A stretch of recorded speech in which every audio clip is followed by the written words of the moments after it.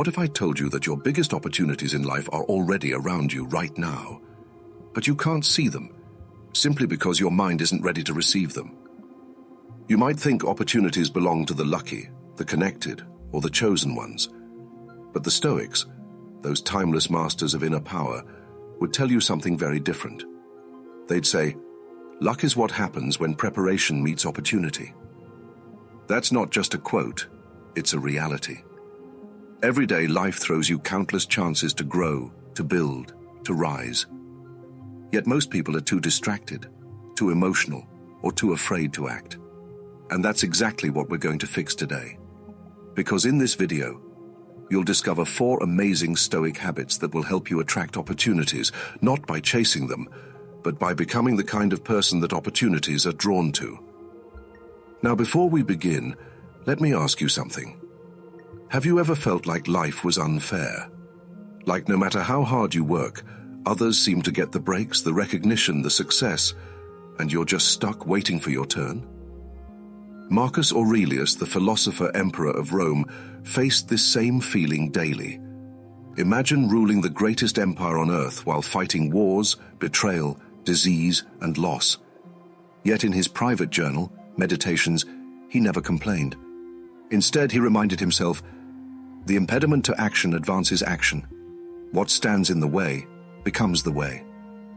This single line reveals one of the greatest Stoic secrets.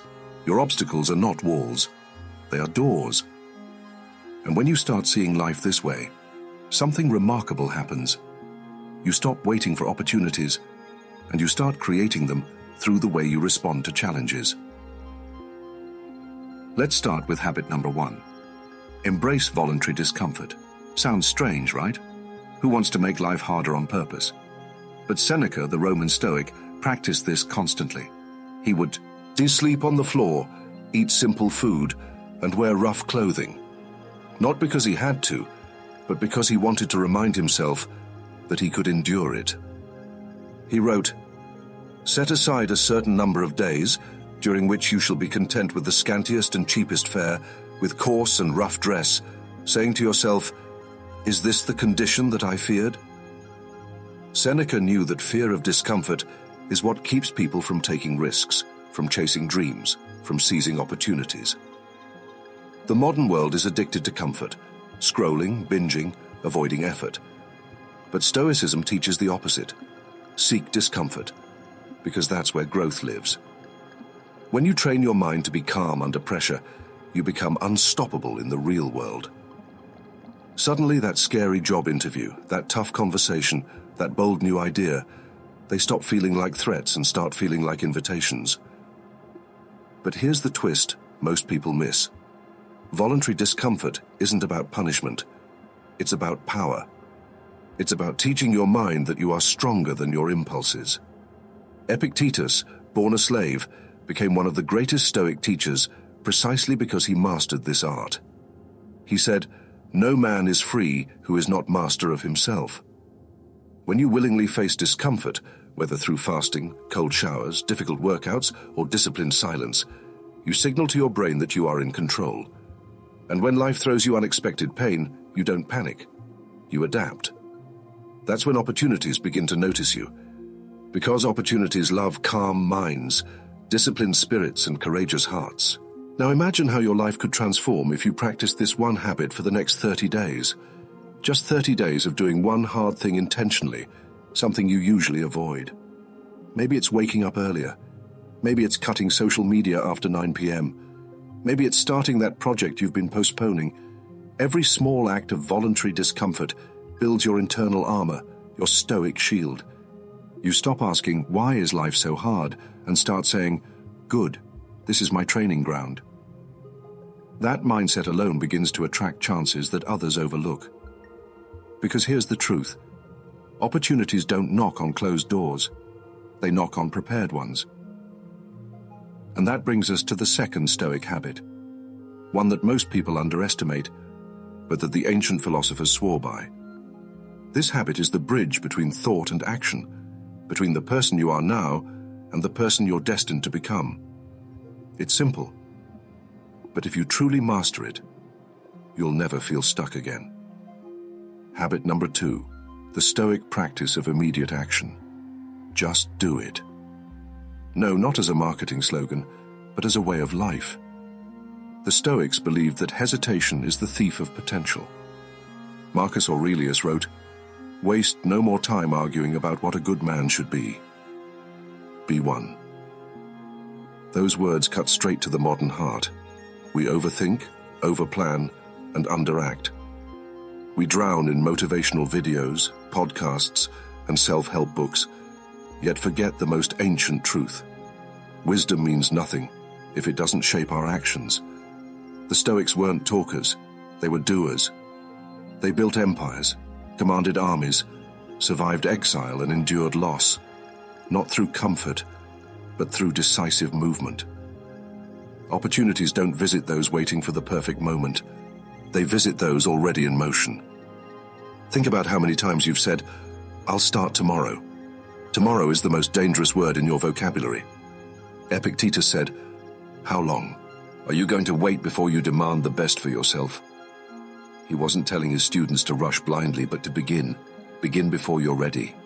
Begin even when afraid, because the act of beginning itself reshapes your mind. Modern psychology agrees. Momentum is built through small, immediate actions, not through grand plans. Want to write a book? Start with one paragraph. Want to get fit? Do one push-up. Want to change your life? Do one uncomfortable thing today.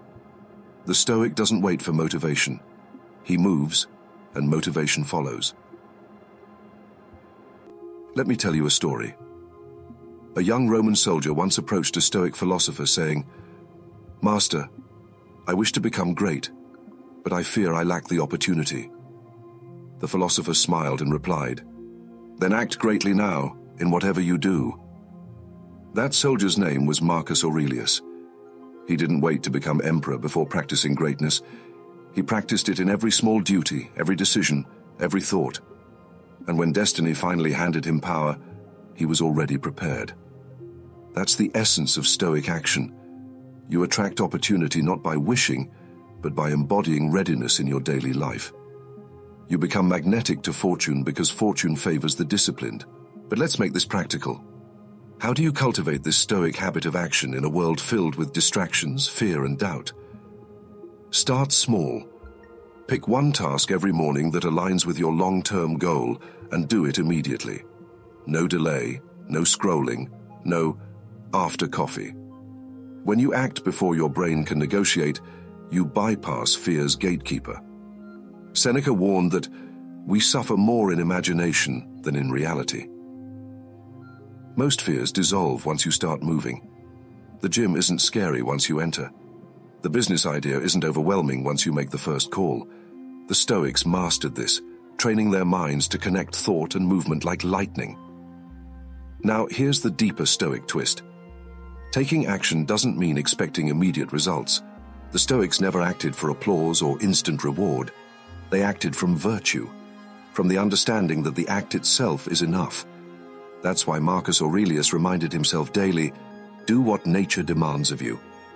In modern terms, that means do your part, let go of outcomes. You cannot control whether your video goes viral, whether your boss approves, or whether the world applauds, but you can control your effort, your consistency, and your courage. The more you live from this mindset, the more unshakable you become. Opportunities stop feeling random. They start to feel like consequences of your steady movement. And here's the paradox that blows most people's minds. When you stop chasing results and focus purely on disciplined action, that's when the results begin to appear. Why? Because people, energy, and circumstances align around those who are consistent. Stoicism teaches that the universe is rational, that order and opportunity emerge for those who live in harmony with reason and virtue. So when you act with discipline and detachment, the world starts to bend in your favor. That's not magic, it's cause and effect. Now Gene this. What if you combined habit number 1, embracing voluntary discomfort, with habit number 2, taking immediate Stoic action? You'd become unstoppable. You'd feel fear, but still move. You'd face rejection but still persist. You'd fail, learn, and rise stronger. That combination makes you rare in a world of hesitation and comfort seekers. And when you become rare, you become valuable, and opportunities chase value. But there's still something missing. Because what happens when life doesn't reward your discipline? When you act, but the results don't come. When you stay calm, but chaos still finds you. That's where the third Stoic habit transforms everything. It's not about what you do, it's about how you see. It's the mindset that turns every loss into leverage, every obstacle into an open door, and once you learn it, life will never intimidate you again. Habit number 3, the Stoic lens. See reality without emotion. You might think that emotions are what make us human, that to live without reacting means to live coldly. But that's not what the Stoics taught. They didn't want you to kill emotion, they wanted you to master it. Epictetus said, "It's not things themselves that disturb us, but our judgments about them." Think about that for a moment. It's not the traffic that ruins your morning, it's your interpretation of it. It's not the criticism that breaks your confidence, it's the meaning you attach to it. The Stoic secret is this: reality itself is neutral. It's your perception that paints it in color. Once you learn to separate the event from the emotion, you gain ultimate power, the power to remain calm, clear, and capable, no matter what happens. Picture this. You wake up, your plan falls apart. Your friend cancels, the deal fails. Most people spiral into frustration, self-pity, or anger. But a Stoic would pause. He would breathe. He would say, "This is outside my control." That small moment of stillness, that gap between stimulus and response, that's where freedom lives. Marcus Aurelius, facing plagues, betrayals, and death, wrote daily reminders to himself like, "You have power over your mind, not outside events. Realize this, and you will find strength." He wasn't writing for others. He was writing to keep himself sane. Because the world doesn't get easier. Your perception gets sharper. When you control how you see, you control how you live. Now, let's translate that to modern life. You get rejected from a job. The average person collapses into doubt. I'm not good enough. The Stoic says, "Good. Now I know where to improve." You post your work online, and it flops. The crowd says, "Failure." The Stoic says, "Feedback." You lose someone or something valuable. The world says, "Tragedy." The Stoic says, "A reminder of impermanence." This is not emotional numbness, it's emotional clarity. It's the discipline of refusing to let external chaos dictate your inner peace. That's why Stoicism feels almost supernatural in today's age of outrage. While others rage and react, the Stoic observes and adapts. And in that calmness, something beautiful happens. Clarity attracts opportunity. Employers, leaders, partners, they all gravitate toward people who stay composed under pressure. Because composure signals strength. But here's the deeper truth. You can't control the world, but you can control your story about it. That's what Seneca meant when he said, "We suffer more often in imagination than in reality." Most suffering is mental fiction. Your mind replaying scenarios, exaggerating pain, predicting worst outcomes. Stoic perception training breaks this loop. You learn to ask, what part of this can I control? What part must I release? That question alone separates the wise from the weak. Because the moment you stop fighting reality, you start using it. Obstacles transform into teachers. Pain becomes practice. Rejection becomes redirection. Let me tell you a story that proves this point. During a great storm, a Stoic philosopher was seen calmly walking along the deck of a ship while everyone else screamed in terror. When asked why he wasn't afraid, he replied, "Because fear adds nothing to the outcome." That's the heart of Stoic perception. You can panic, but the storm still rages. You can complain, but the problem still exists. The Stoic chooses peace. not because the storm is small, but because peace makes him powerful. Now, apply this to your own life. The next time something frustrates you, a delay, a rejection, a loss, pause and say aloud, "This is not bad, it just is." That one phrase dismantles emotional chaos. Then ask, "How can I use this?" That question flips pain into opportunity. You'll start noticing that life isn't against you. It's training you. Every obstacle is preparing you for something greater. And when you live like that, opportunities can't help but find you. Because opportunity doesn't seek those who complain, it seeks those who see clearly. But clarity alone isn't enough. The Stoics didn't just stay calm, they stayed consistent. Because vision without discipline is daydreaming. That's why the final Stoic habit is perhaps the most difficult, the most powerful, and the most life-changing of all. It's the habit that fuses all others into a way of being. Once you understand it, you won't need to chase purpose, you'll become it. And that's where the true Stoic life begins. Habit number 4, daily self-reflection. The Stoic ritual that shapes greatness. Imagine ending every single day not with anxiety or distraction, but with clarity and peace. That's what the Stoics practiced religiously. Every night they examined their actions, their words, and their thoughts with brutal honesty, not to judge themselves, but to improve themselves. Seneca described this ritual beautifully. When the light has been removed and my wife has fallen silent, I examine my entire day and go back over what I've done and said. He asked himself, what bad habit did you cure today? What fault did you resist? In what way are you better? That nightly conversation wasn't self-criticism. It was self-command. The Stoics understood that unexamined days become wasted lives. If you don't review your direction, you drift. Modern life is fast, too fast. We scroll, consume, and collapse into bed without ever asking, was I present today? Did I act according to my values? And that's exactly why we repeat the same mistakes. The Stoic habit of self-reflection stops that cycle. It's a reset button for the soul. You don't need a monastery or candlelight. You just need 5 minutes of honesty.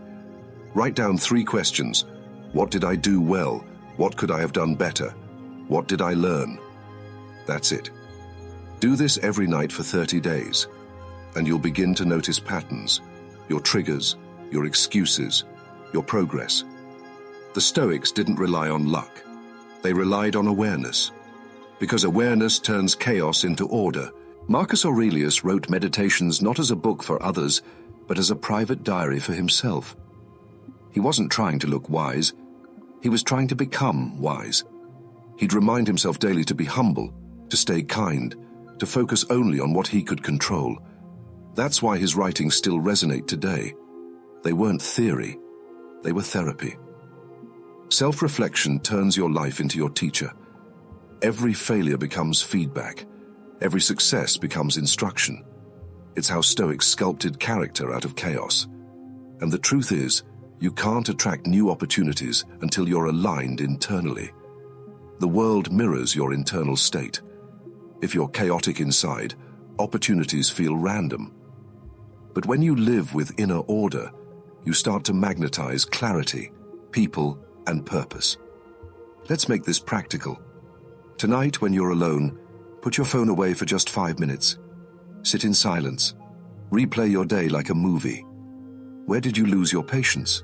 Where did you act courageously? Where did fear make you hesitate? Write one small correction you'll apply tomorrow.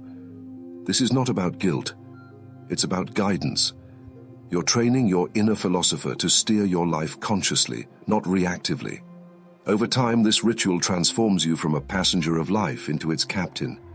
And the most powerful thing? The world begins to notice. You speak differently. You move with intent. You radiate calm confidence. People start saying things like, "You've changed," and they're right. You've evolved. Epictetus taught that progress is not achieved by luck or accident, but by working on yourself daily. That's what self-reflection is. Daily work on your soul.